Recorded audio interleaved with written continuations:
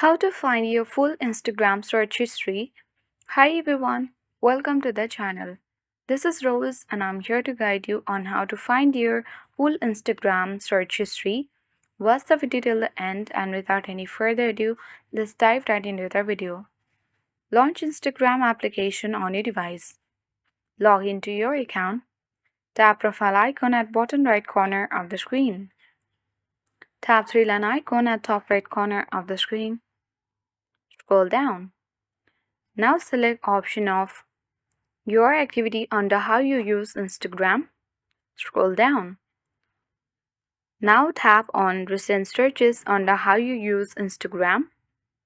And from here you can see all your Instagram search history. If you want to clear it, you can tap on the individual cross icon next to it, or else if you want to clear all at once, you can tap the clear all button at top right corner and then tap clear all. This will clear all your search history and you won't be able to undo this as well.